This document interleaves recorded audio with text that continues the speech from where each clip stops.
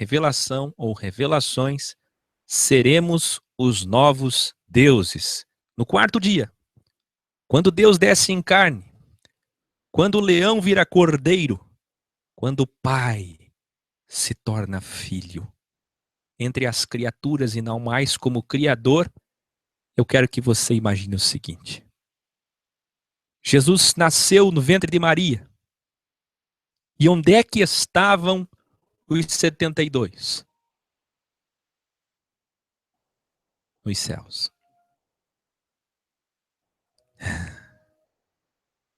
Jesus tinha 12 anos fazendo escola no sistema, com 12 anos no sistema religioso. Quem não faz escola não presta para sair do sistema religioso. Aí sai defeituoso. Sai deformado, dando problema para todo mundo. Tem que fazer escola. Tem que fazer escola. Tema de amanhã. Jesus está ali, com 12 anos. E os filhos de Deus estão lá em cima. Pensando em como agir. Vendo o seu Criador como homem lá embaixo. Você nunca enxergou isso, né? Você está enxergando isso agora. Tudo vai mudar para você. É sabedoria. Um dia você dobrou o joelho e disse, Senhor, me dá sabedoria. Ele atendeu. Vê só. Aí ele estava com 29 anos e meio. 29 anos, começando o seu trabalho. Se apresentando e chamando seus discípulos. E os filhos de Deus estão ali. Olhando e acompanhando. Quando ele começa o seu trabalho, ele chama quem? 12. Diga comigo aí onde você estiver no seu dispositivo, assistindo pelo aplicativo, pela TV, onde for. 12. Se você dividir agora com uma calculadora, 72, está aqui, ó, calculadora, o computador do Accio. Você vai abrir aí no teu, eu vou abrir no meu. Calculadora. Eu vou colocar aqui o número 72 na calculadora. Coloque aí, 72 na calculadora. Divida por 4. Sabe quanto vai dar? 18. Agora divida por 3. Pega 72 e divide por 3. 24. Com quantos anciões ele vai governar no milênio? 24. Lembra da discussão dos discípulos dizendo quem era o maior e quem seria o melhor e maior no reino dos céus? Aí Jesus disse que eles governariam se ele quisesse, com ele. 24 anciões. Por isso os ocultistas lá atrás, você vai ver em Ezequiel, capítulo 8 e outros capítulos tantos de ocultismo, 1 Reis 17, outras passagens, você vai ver 25 anciões voltados aos deuses. Porque os deuses estão sempre fazendo esse trabalho de adulteração das coisas do Criador. Fazem histórias idênticas. Eles mesmos criaram histórias idênticas. Porque eles escutaram o Criador falar que ele desceria, como diz no livro História da Criação do Universo, e no próprio Gênesis, quando ele disse o descendente da mulher vai pisar a serpente, eles escutaram isso e entenderam. Isaías dizia, a quem enviarei, quem há de ir por nós, nós plural, eis-me aqui, Senhor, envia-me a mim. Todas essas palavras eles escutaram. E eles começaram a não só influenciar as línguas, os idiomas, em Gênesis 11, não só começaram a fazer as características, e aqui uma grande revelação, porque existem negros, porque existem pardos, porque existem caucasianos, porque existem japoneses, orientais, chineses, porque as pessoas têm características como as quais conhecemos, porque foi exatamente nesse momento de Gênesis 11, quando eles desceram, que mexeram no córtex cerebral do homem, eles não só mexeram criando idiomas, mas também adulteraram o DNA do homem. E cada filho de Deus, não bastasse uma estrela que ele tinha para ele, Não bastassem os arcanjos que têm os planetas próximos à Terra para eles, em homenagem a eles, com os nomes deles, onde até inclusive eles habitam, alguns deles. Não bastassem isso. Não bastasse eles dominarem os tempos. Cada filho de Deus domina 5 dias do ano, do calendário lunar 360. Não bastasse tudo isso. Eles ainda, quando receberam autorização de descer e confundir as línguas dos homens, eles foram ali e adulteraram o DNA para que as pessoas se parecessem com eles. E daí pode ter acontecido também a adulteração dos tipos sanguíneos, das formações de tipos sanguíneos, que o homem até hoje, pela ciência, não explica por que AB positivo, AB negativo, O positivo, O negativo, A. Por quê? Por que olhinhos puxados? Por que olhos recessivos? Por que castanho? Por que negros? Por que pardos? Por que brancos? Tudo isso aconteceu ali quando os filhos de Deus escolheram para si, de acordo com a imagem e semelhança deles, de acordo com a aparência genética de DNA deles. Eles adulteraram para que esses homens, essas civilizações, essas nações se parecessem com eles. Onde cada povo na Terra hoje, mesmo com muitas mudanças depois de milênios, se parecem com eles e carregam toda essa herança genética, toda essa herança ideológica, filosófica, cultural e idiomática. Que coisa estupenda. Que coisa maravilhosa. Que revelação. Voltemos lá, avancemos onde estávamos. Jesus, o Deus em carne, está com 29 anos. Ele vai começar o seu trabalho. E ele chama a 12. Porque esses 12, mais os 12 da primeira vara Israel, casa de Israel, e agora, tipologicamente, poeticamente, casa de Judá, os de baixo, os derradeiros que serão primeiros, os gentios, os não-judeus, agora são chamados como segunda vara e representado por 12, porque a cidade tem 12 portas, porque a cidade tem 12, porque a cidade tem 24, porque o seu reino, que é o Shabá, o descanso, onde ele vai reinar, vão ter 24 homens de 24 distritos, 12 de Israel e 12 da igreja governando com ele. Isso sem falar que 12 vezes 12 é 144 mil, o número tipológico dos salvos na grande tribulação, relativos aos judeus que ouvirão a mensagem da lei de Moisés e dos profetas representados por Elias, o profeta do fogo. Que coisa gloriosa, como tudo se encaixa, que coisa gostosa. Eu fico aqui delirando com tanta visão, tanta coisa de Deus. Isso é tão glorioso, meus irmãos. Só os sábios estão felizes. Como a gente fica feliz quando se alimenta bem. Então Deus está ali. E 12 mais 12 é 24. Mas por que o 24? Porque lá no ocultismo, o 25, um número a mais, é o número que se escolhe. O 13, um número a mais do 12, é o número que se escolhe. O 11, um número a menos do 12, é o número que se escolhe. Mas tem mais do que isso. Tem mais do que isso para ti. Nós vamos chegar daqui a pouco em Apocalipse 12, quando o dragão, a antiga serpente, que é o lado mal de Deus que criva os homens, que sai dele todo o reino das trevas, aquele que faz bênção, maldição, luz e trevas, aquele que é bom para o bom, mal para o mal. Quando Deus, em Apocalipse 12, vem com sua cauda, vem como a serpente antiga, não a serpente levantada no Gólgota, no Calvário, para salvar os homens. A serpente peçonhenta, antiga, venenosa, da ciência do mal. O dragão, ser mitológico que não existe, vem e passa a cauda nas estrelas. Estrelas. Diz a Escritura que Deus chama as estrelas pelo seu nome, ou seja, os 72 filhos de Deus, que tem 72 nomes. Veja meu vídeo, Santos Católicos e Filhos de Deus. E agora, as estrelas em homenagem a ele. Olhe para o céu, veja as estrelas. Você vai ver estrelas posicionadas em homenagem aos seus filhos. Por isso que tudo será feito novo, novo céu, nova terra, tudo novo.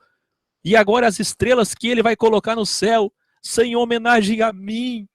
em homenagem a você. Os novos planetas que ele vai formar, o céu vai se enrolar como um papel. O céu vai se enrolar como um papel. Ele vai fazer novos céus, ele vai fazer nova terra, novos planetas, novas estrelas. E as estrelas serão em homenagem a você e a mim. Mas antes disso, o dragão está ali com a cauda. E o dragão passa a cauda e derruba a terça parte das estrelas. Essa terça parte das estrelas são esses 72 filhos de Deus que diz os principados, isto é, os autores, os príncipes, os criadores das 72 nações que eu já supracitei, já ensinei. Esses 72 filhos de Deus estão presos nas regiões celestes, como diz Efésios 6, que ninguém explica. E eles estão ali. E quando eles estão ali, todo o lado mal traz eles para a terra na segunda metade da grande tribulação, depois de 1260 dias de paz e segurança da falsa paz, falsa segurança do ecumenismo, da ONU religiosa, da ONU política, de Apocalipse 17, Apocalipse 18, Apocalipse 17, 17, da hegemonia falsa, do antimessias, que em breve falarei para vocês como será, como se dará, como sempre tem ensinado, mais revelações adiante. Escute, escute.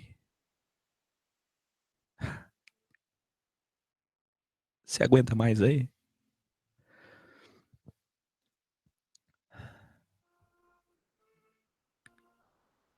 Quanto é 1/3 de 72? 24. 24 filhos de Deus que estão presos vão descer à terra como serpentes, como escorpiões, para devorar os homens. 7 taças, 7 selos, 7 trombetas. Então, grande tribulação como nunca houve na terra, onde tudo que você tem não vai valer mais nada. E quando eu cantava, eu falo, você não ouve. Eu ajunto, você espalha. Eu te chamo, você não tem tempo. Aí você vai querer ter tempo. Aí você vai querer dar tudo que você tem para ouvir uma palavra que hoje você não dá valor.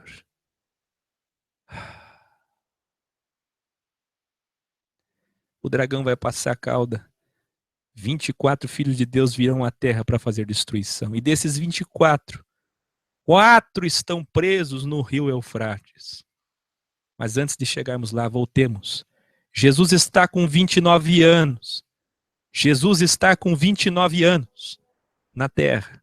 E os filhos de Deus estão olhando o Criador como criatura, como filho dos homens. Eles estão olhando e acompanhando.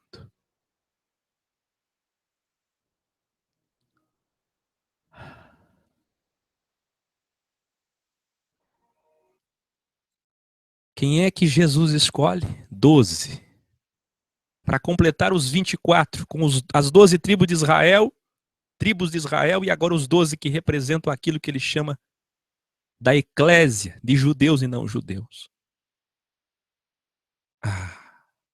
Mas ele também chama em Lucas 10 o mistério dos 72 discípulos. De acordo com Lucas 10, o único que os cita, Jesus os designou e enviou aos pares numa missão. Na tradição ocidental, são discípulos. Na oriental, são apóstolos. Esse texto foi adulterado em algumas traduções para 70. Será que estão querendo esconder alguma coisa? Mas nos textos alexandrinos, que são maioria, o número é 72.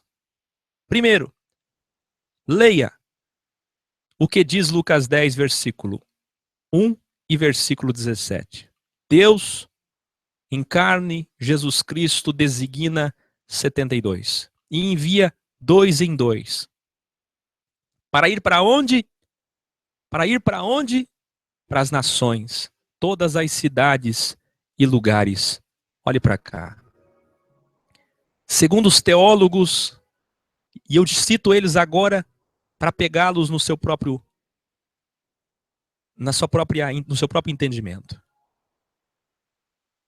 Segundo a teologia, existem duas comitivas. A primeira comitiva é uma comitiva menor de 12. E a segunda comitiva é uma comitiva maior de 72. Ele está chamando agora a comitiva maior para ir por todas as nações. E veja por que ele chama 72. Obviamente, porque existem 72 nações conforme Gênesis 10. Obviamente, porque ele tem 72 filhos que criaram as 72 nações e os 72 idiomas. E agora ele, como Deus em carne. Por isso que Jesus não é filho de Deus, porque se Jesus fosse filho de Deus, como vocês trinitários acreditam, Jesus seria o primeiro filho e teríamos mais 72, ou Jesus seria o último filho, seria o 73º. Ele é filho porque ele se tornou filho como criatura entre os homens. Mas ele é o Deus dos filhos, ele é o criador dos filhos.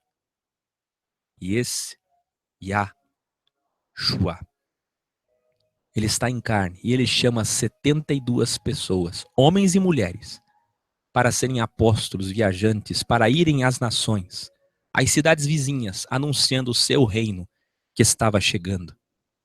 Ele está dando uma lição, ele está refazendo o retrabalho, ele está restaurando as coisas que os seus filhos não fizeram, que os seus filhos deixaram de fazer ou fizeram mal. As coisas erradas, as coisas que eles desvirtuaram, as coisas que eles desencaminharam, o Senhor está endireitando. O Senhor está tirando o torto para o orto. Orto em grego significa direito, reto. Ele está tirando o torto para o orto. Ele está endireitando o caminho e as veredas. Ele está restaurando todas as coisas, chamando 72. E nós vamos ler em João 6,66 o seguinte: daquela hora em diante, muitos dos seus discípulos voltaram atrás e deixaram de segui-lo. Então Jesus perguntou aos 12. Veja, quando diz muitos, não fala o número que deixou ele. Mas logo em seguida, por inferência, entendemos que os 72 abandonaram ele. Por isso, nós temos o entendimento que todos os pregadores cristãos falam, ensinadores, que os 72 abandonaram ele. Então ele diz aos 12, os que ficaram, a comitiva menor ficou, a comitiva maior foi-se embora. Vocês 12 da comitiva menor não querem ir com eles? Aí Pedro diz, só tu tens palavras de vida eterna. Nós cremos e sabemos que és o santo de Deus, o enviado de Deus. Então Jesus respondeu, não fui eu que os escolhi, os 12.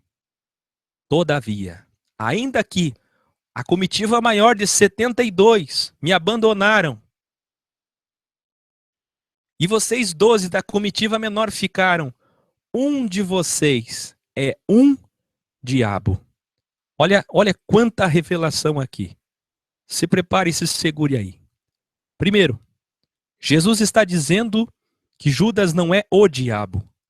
Jesus está dizendo que ele é um diabo. O próprio Deus em carne está revelando para vocês o que significa diabo. Ele está revelando que o diabo não é um ser, mas é uma personificação do mal. É quando um homem escolhe o mal. Quando um homem faz o mal, ele faz o diabo. Veja meu vídeo, Deus é o diabo. Que grande revelação sobre Judas. Ele é um diabo, ou seja, por um momento ele escolheu fazer o mal. Ele foi tomado pelo mal, pelo lado mal que também vem de Deus, para cumprir aquilo que é óbvio.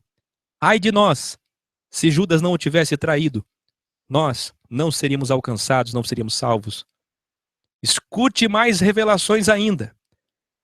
Veja, os 12 ficaram. Um é o diabo. É um diabo. Um diabo. Está tomado pelo mal, não pelo um ser, mas pela prática do mal, pela visão do mal, pela maldade. Desses 12, da comitiva menor, um é um diabo. E a comitiva maior voltaram atrás e deixaram de segui-lo. Grande revelação. Ninguém sabe explicar isso. Eu era criança, eu fui adolescente, E eu escutava os homens gritarem em uma pecinha dessa chamada microfone e dizerem: os 72 abandonaram ele. Vá na Google agora e coloque algum estudo sobre isso. Ninguém fala sobre isso. Pois aí, estudando, de repente me veio: agora entendi, Senhor, por que os 72 te abandonaram. Porque eles ainda não estavam presos. E eles se sentiram provocados. Quando eles viram que o Deus em carne escolhia 72 para enviar de nação em nação, para pregar o reino dele, desfazendo toda a idolatria, todo o paganismo, toda a maldade que eles ensinaram às nações. Quando eles viram o ide se cumprindo, eles ficaram desesperados. E assim como eles possuíram Pedro quando este deu legalidade, assim como eles possuíram Judas quando este teve que dar legalidade para que pudéssemos ser salvos, assim também eles tomaram os 72 e fizeram com que os 72 abandonassem Jesus por um tempo. Só que esses 72 abandonam Jesus porque viram que a palavra de Jesus era muito dura. Eles se sentiram injustiçados. Nós fomos nas cidades vizinhas, nós fomos de 2 em 2, nós passamos dias e dias ensinando, falando, explicando, anunciando que o reino, o evangelho do reino está aí, que o Salvador, o Messias prometido pelos profetas está aqui. E quando eles viram que eles voltaram ter com Jesus, que eles viram que Jesus recebeu eles não com gratidão, não com honrarias, dizendo está aqui, esta, não, recebeu eles com uma dura palavra. Eles se sentiram injustiçados. E quando eles deram legalidade pela injustiça, os filhos de Deus, cada filho de Deus, entra dentro de um discípulo daquele, de um talmidim daquele, de um apóstolo daquele, de uma apóstola daquela, porque tem mulheres juntos, vocês já vão ver a lista, e faz com que eles abandonem Jesus. E se você acha que minha conjectura é errada, porque tudo para você na Bíblia Sagrada tem que estar escrito, porque a tua cabecinha é pequenininha igual a teologia, então eu vou te dizer uma coisa. Eu quero que você me explique. Como pode 72 discípulos e discípulas abandonarem o mestre de uma vez só? Não é impossível? E é isso que eu disse e me reportei. Quando criança eu escutava isso. E já quando criança e adolescente eu pensava, é normal as pessoas nos abandonarem. Aqui não é que muitos me abandonam e sempre vão me abandonar. Pessoas próximas, longe, que nem sei a história, histórico, não sei. Eles sempre vão abandonar. Mas até eu, que sou tão pecador, tão falho, tão pequeno, até eu estou melhor que Paulo e melhor que Jesus. Porque embora muitos me abandonem, mas não ao ponto de abandonar 72, não ao ponto de na cruz só ter a mãe, a tia e 2 primos, só a família. O que é que ele está nos mostrando? Uma grande revelação. Não é coincidência ser 72 discípulos, 72 nações, 72 filhos.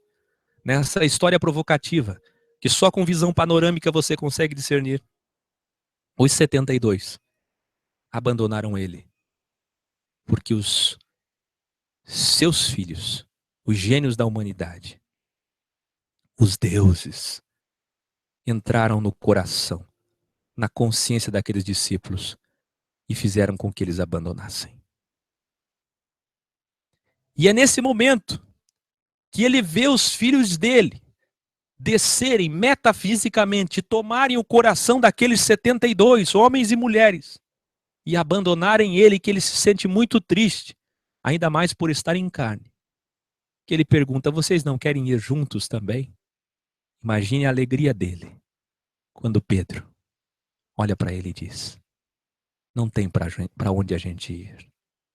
Tu és aquele que saiu das alturas, da macroconsciência, e se tornou como nós, microconsciência, corporificado nessa carne nessa matéria limitada. Nós sabemos de onde você veio e quem você é. E não temos para onde ir, a não ser continuar com você. Por isso que nessa hora, Jesus abre um sorriso e diz: ah, quem te revelou isso, Pedro? Ah, que coisa gostosa de ouvir. Ao ver que os 72 o abandonavam por mais uma obra, mais uma atitude contra ele, dos seus próprios filhos, invejados, enciumados contra nós. Que revelação! Você pode entender isso? Quantos podem entender isso? Quantos podem se manifestar comentando? Que revelação! Escute. Só que ele só estava começando o seu trabalho. 31, 32 anos. Isso deve ter acontecido com 32 anos. Quando chega a sua idade no ápice, no zênite do Deus em carne, 33 anos. Então, meus irmãos, é nesse momento que ele vai morrer na cruz. Por mim e por você. E é nesse momento que ele vai prender os seus filhos e vai dizer: chega, basta, basta, basta de maldades que vocês fizeram aos homens. Eu sabia tudo que vocês fariam, mas eu também sabia que dentro do livre-arbítrio de vocês e dos homens, eu, o soberano, venceria vocês. E vou os reservar agora em cadeias, em escuridão, até o dia do juízo. Mas antes disso, eu quero fazer umas considerações extraordinárias com vocês. Revelações. Você sabe por que uma das primeiras traduções, para muitos, a primeira tradução da Bíblia que você tem nas mãos? Escute o que eu vou dizer. Chama-se Septuaginta. Sept é um prefixo do grego que significa nada mais, nada menos 7. Mas tem mais ainda. Ao traduzir a Vulgata, agora a versão em latim, Jerônimo escolheu 72 para colocar em Lucas 10. Ele não escolheu 70, ele escolheu 72. Mas tem mais ainda. A festa comemorando os 70 é conhecido como o Sinaxis dos 70 apóstolos. Na Igreja Ortodoxa da Rússia, ela é celebrada em 4 de janeiro. Cada um dos 70 tem ainda uma comemoração individual espalhada por todo o ano litúrgico. Lembre-se que eu falei ontem no primeiro vídeo, na primeira parte, que a Igreja Ortodoxa está sempre relacionada aos fatos da Antártica, relacionada aos fatos dos filhos de Deus, dos achados dos escritos, dos profetas que receberam inspiração dos filhos de Deus, das aparições alienígenas. A Igreja Ortodoxa tem muito relacionamento, a Rússia tem muito relacionamento com os alienígenas e com tudo isso, e você vai começar a ver isso daqui para frente. Escute, eu estou vaticinando. Você vai ver a Igreja Ortodoxa e a Rússia de Vladimir Putin envolvida com a questão dos filhos de Deus e com a volta deles, com as aparições deles em breve, principalmente na segunda metade da grande tribulação. Veja como tudo vai se encaixando perfeitamente. Temos mais ainda. Avancemos. Vamos mais adiante. Aqui você vê o nome que a Igreja Católica esconde, que o cristianismo e a teologia escondem, dos 72 que abandonaram Jesus. Na verdade, dentro desses 72, muitos não são confirmados. Não há uma prova cabal de que sejam esses os 72, mas provavelmente são. E você vai ver aqui Filemon, Onésimo, Silas, Timão, Timóteo. Você vai ver que desses 72, muitos que andaram com Paulo depois, muitos que ajudaram Paulo depois, estavam ali com Jesus. Se sim, se não, se essa lista é fidedigna, se ela é totalmente digna, fiel, eu acredito que ela não é totalmente fiel, porque nós encontramos muitos dos 12 aqui repetidos, mas mesmo assim, ela nos aponta um caminho, ela nos aponta, nos direciona para um caminho onde a gente pode começar a entender como que todos esses 72 agiram, foram de dois em dois e depois acabaram abandonando Jesus. Veja que estava até Ágabo aqui, o profeta citado por Lucas em Atos. E antes que eu chegue em Atos 2, olhe para cá, mais revelação. Os 72 abandonaram Jesus. Imagine os 72 filhos de Deus aproveitando a legalidade do coração deles, entristecidos, injustiçados pela dura palavra que Jesus pregou. E podemos até entender que Jesus pregou uma dura mensagem para eles, ao invés de recebê-los com honrarias, justamente de propósito, para que eles fossem embora. Mas quando Jesus está na cruz, nenhum desses 72 vai na cruz. Nenhum deles. Nenhum deles. Todos o consideram criminoso. Todos não querem ser participantes, coparticipantes daquele que está como criminoso, recebendo a pena máxima de morte diante de todos no Calvário. Ah, meus irmãos, mas é nesse momento, quando Jesus morre, expira e desce, como diz Efésios 4, aquele que subiu o mesmo que desceu. Quando ele desce, o que é que ele faz? Ele encerra em cadeias, em prisões, como diz Judas 12, nós já vamos ler. Esses 72. E é nesse momento que ele restaura todas as coisas. E quando ele ressuscita, quando ele volta para os seus discípulos, os 72 que abandonaram ele ficam envergonhados. Os 72 ficam sabendo disso. E provavelmente, se não todos, escute, se não todos, se não for todos, quase todos, eu imagino, posso conjecturar, já que não há nenhuma prova, mas é livre a sabedoria. Daqueles 120 reunidos no cenáculo emprestado, estavam os 72. Daqueles 120, 72. 72 que o abandonaram. Agora livre dos filhos de Deus. Aqueles que criaram os idiomas. Aqueles que criaram as nações. Aqueles que ensinaram os homens a feitiçaria, o paganismo, a maldade. Agora, esses 72 estavam ali reunidos. Em Atos 2, a Umbanda fala em línguas, língua dos anjos. O pentecostalismo e o neopentecostalismo falam em línguas, a língua dos anjos.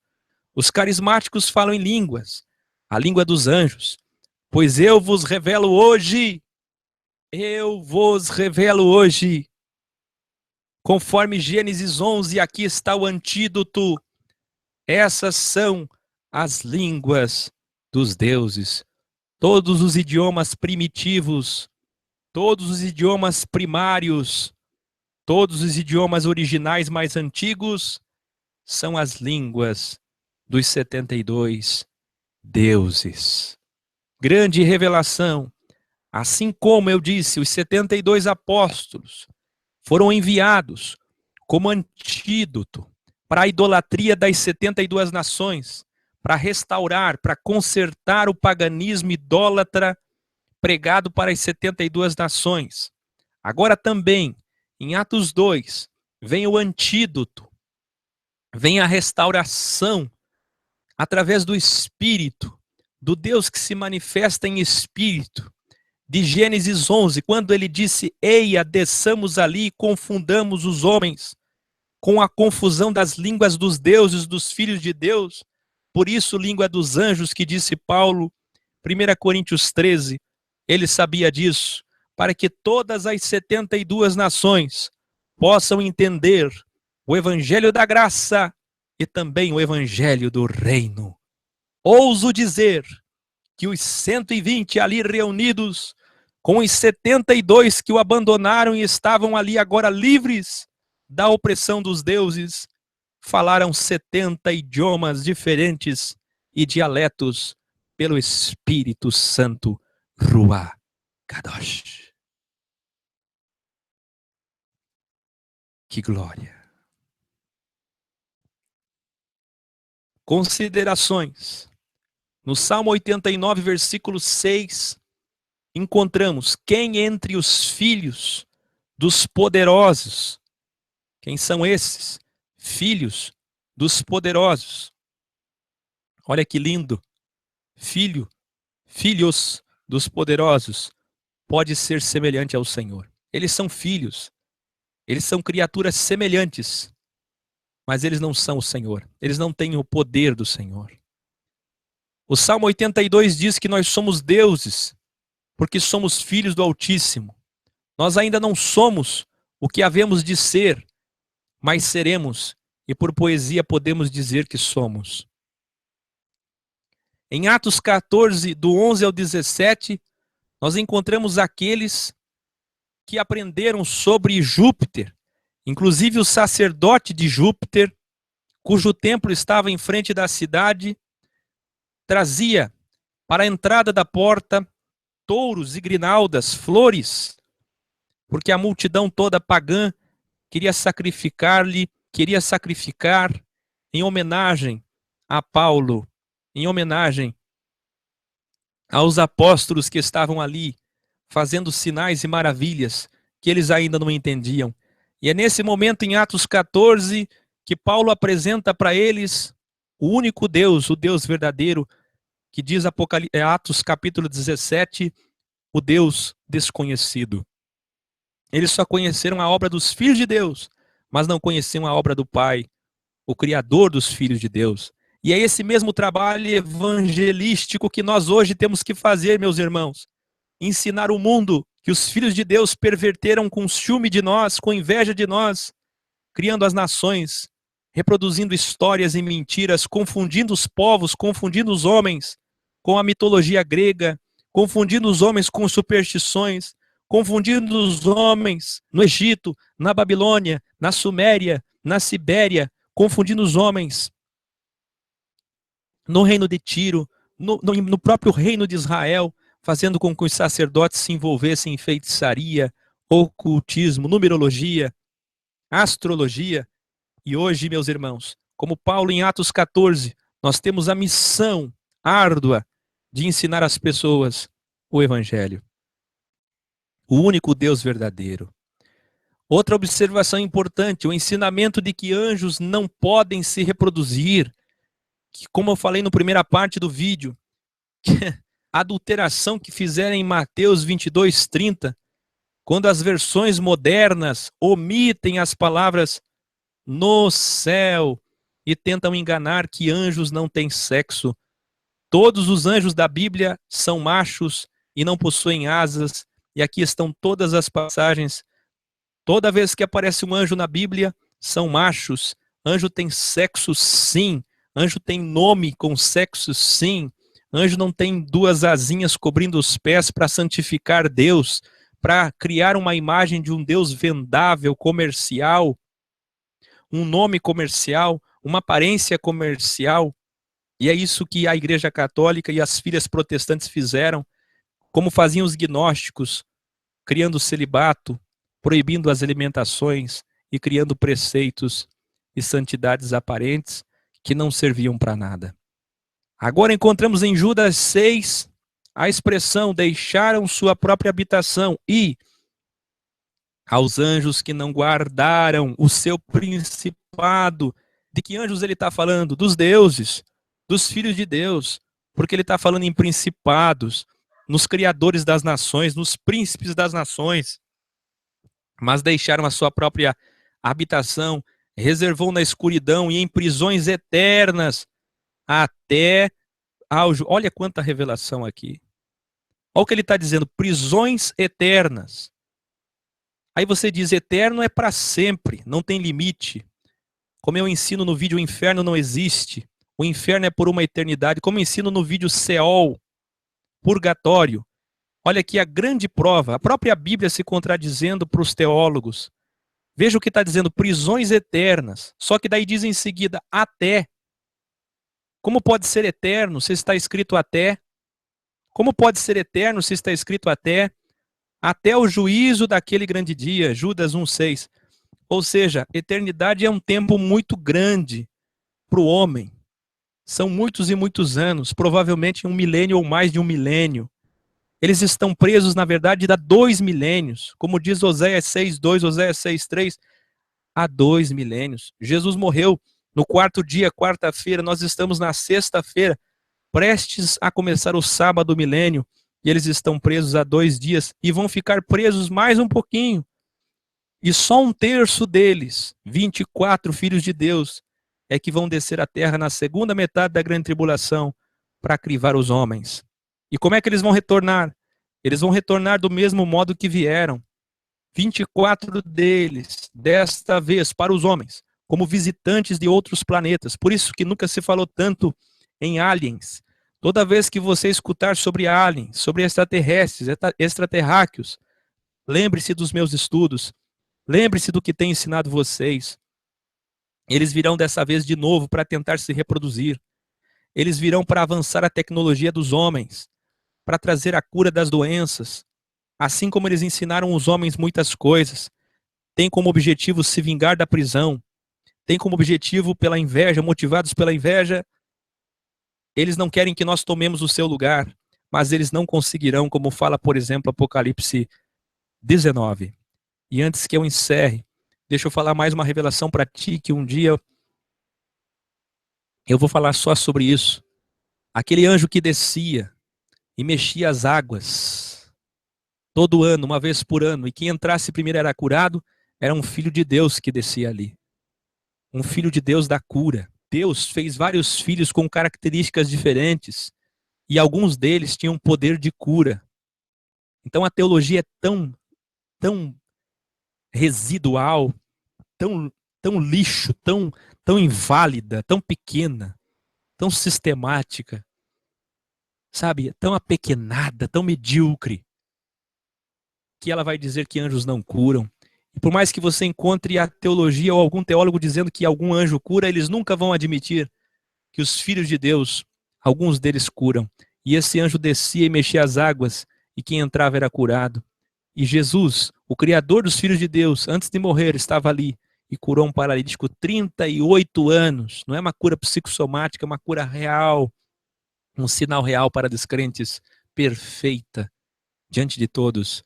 Um paralítico de 38 anos que não conseguiu entrar, nunca conseguia entrar. Tinha dificuldade para entrar nas águas movimentadas pelo anjo, pelo Filho de Deus. Veja que os filhos de Deus agiam na sociedade de uma forma extraordinária, de uma forma categórica, visível. Todos sabiam disso, mas o Senhor os encerrou em cadeias. Olha quanta revelação. E, infelizmente, nesse momento, muitos, estou vendo aqui, por causa da hora, nem esperaram terminar o estudo e estão deixando o vídeo. A audiência baixou bastante. É lamentável como as pessoas são ingratas, impacientes, que vem a grande tribulação. Julgamento dos deuses. Nós julgaremos, veja meu vídeo, eu tenho um vídeo sobre isso. A igreja julgará os deuses, a igreja julgará os anjos. Nós julgaremos os 72 filhos de Deus que estão presos. Eles estão presos há 2 dias, 72. E uma terça parte deles, 24, vai descer na grande tribulação. Aí quando Jesus vem com o assopro da sua boca, Jesus joga eles e destrói eles, aniquila eles no Geena. Mas na verdade ali tudo é tipológico. A besta, o falso profeta, tudo isso tem um estudo muito vasto, de vídeos que eu já fiz, de vídeos que eu farei. Mas os 24 são encerrados em cadeia novamente. numa cadeia separada.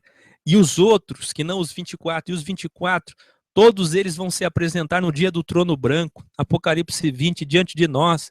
E nós, os salvos, vamos julgar os deuses que nos invejaram, que criaram as nações, que perturbaram os povos. E nós vamos ter voz para absolver eles ou para condená-los. Olha que coisa extraordinária. Como eu tenho ensinado vocês nos cursos Desmistificando e Sabedoria e Visão, eles estão presos e serão julgados por nós. Que lindo! E até que chegamos no final, no ápice, no zênite de tudo. Seremos deuses. O porquê do crivo, sistema holograma, pseudoexistência. Por que sofremos tanto? Jesus mesmo disse em João 10, do 34 ao 37, não está escrito na Torá? Eu disse, sois deuses, pois se a lei chamou deuses àqueles a quem a palavra de Deus foi dirigida, e a escritura não pode ser anulada, aquele a quem o Pai santificou e enviou ao mundo, vós dizeis, blasfemas. Muitos vão falar assim como os mestres da lei, porque são da teologia pequenada, medíocre, pobre. Muitos dessa maldita teologia vão me chamar de blasfemador. Que quando eu digo que seremos deuses é uma blasfêmia, porque isso é coisa do esoterismo. Eles falaram o mesmo para Jesus, blasfemas, porque disse, sou filho de Deus.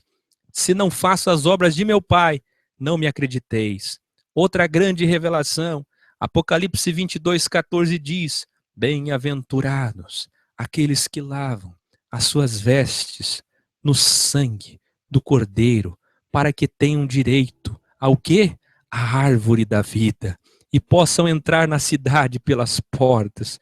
Ora, meus irmãos, eu tenho ensino para vocês, que assim como foi no Jardim do Éden, a saída do primeiro Adão, assim será o retorno de todos nós, através do segundo Adão, entrando novamente. Se uma serpente tirou o homem, se o lado mal de Deus pela serpente da ciência do mal tirou o homem do jardim, agora a serpente levantada no Gólgota, vai nos introduzir, vai nos colocar de novo no jardim, assim como foi, voltará a ser. Eu tenho um vídeo sobre isso, sobre o Jardim do Éden, como foi, voltará a ser. Escute, que lindo, lindo, lindo, lindo, lindo.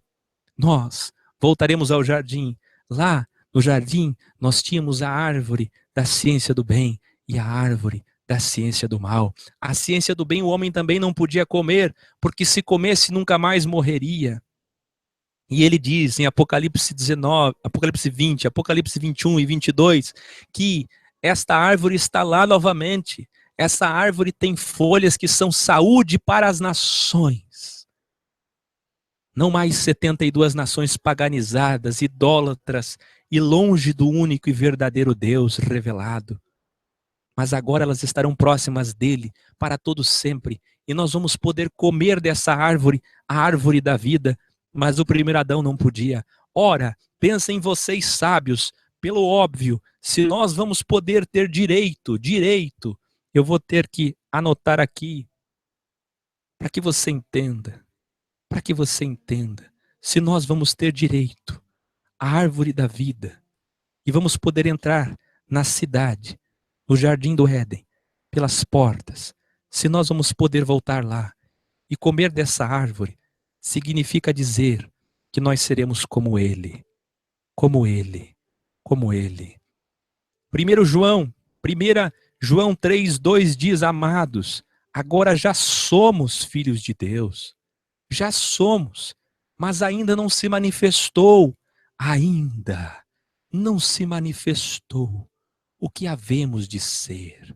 Todavia sabemos que quando ele se manifestar, seremos semelhantes a ele, pois o veremos como ele é. 2 Pedro 1,4 diz, por intermédio destas, ele nos deu as suas grandiosas e preciosas promessas, para que por elas vocês se tornassem coparticipantes da natureza divina.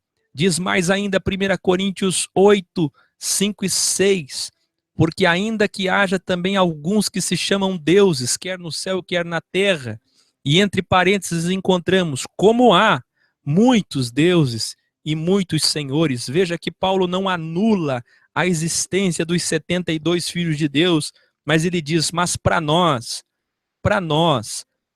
que não somos idólatras, só tem um Pai, só tem um Deus, só tem um Senhor, um Salvador. E para encerrar, no zênite, Apocalipse 21, 7, quem vencer? Quem vencer?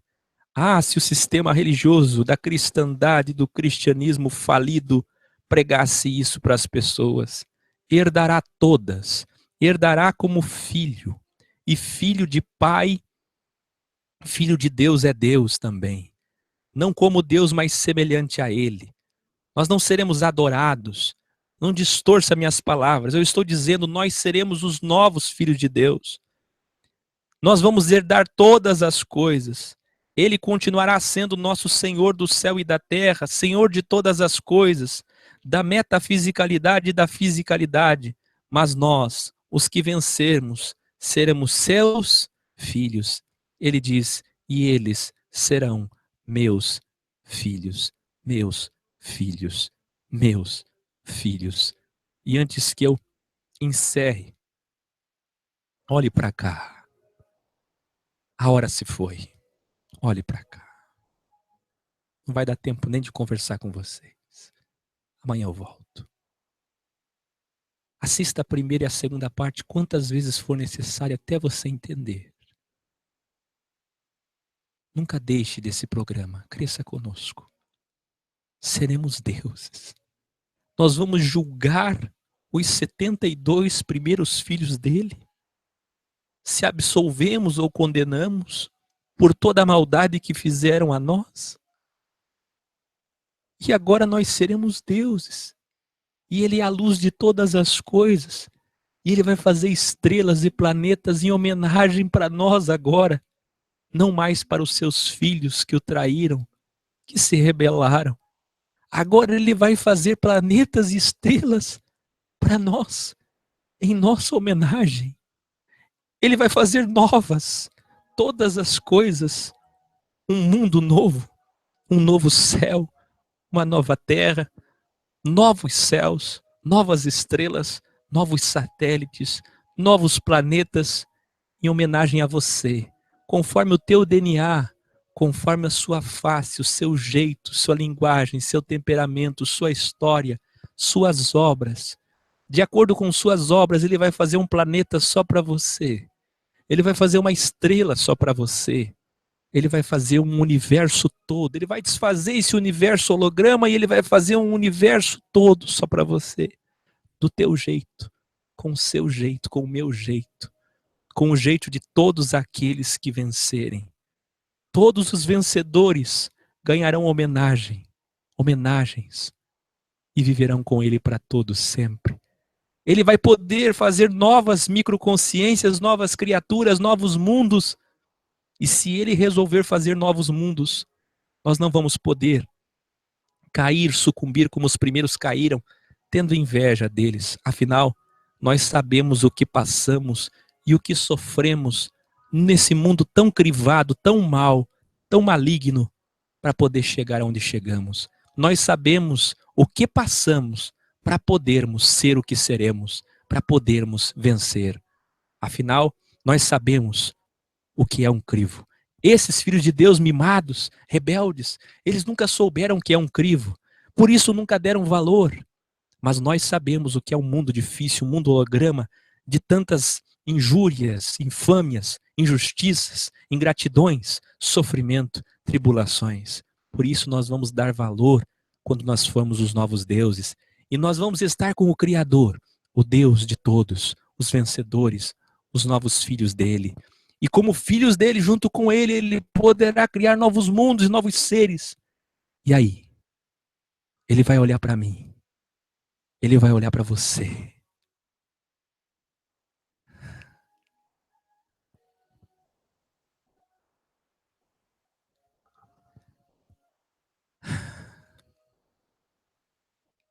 Ele vai olhar para mim. Ele vai olhar para você. E ele vai dizer: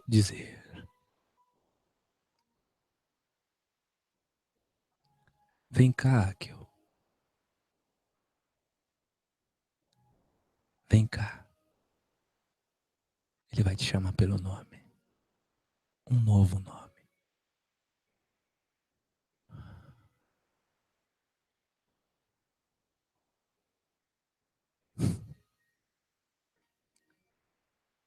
Aí ele vai chamar eu e você. E vai dizer assim para nós: vem, façamos esta nova criatura, essa nova criação, a nossa imagem e nossa semelhança. Ele pode criar novos mundos e novos seres. A minha imagem, a tua imagem, a minha semelhança, a tua semelhança. Ele vai chamar nós para participar de tudo isso.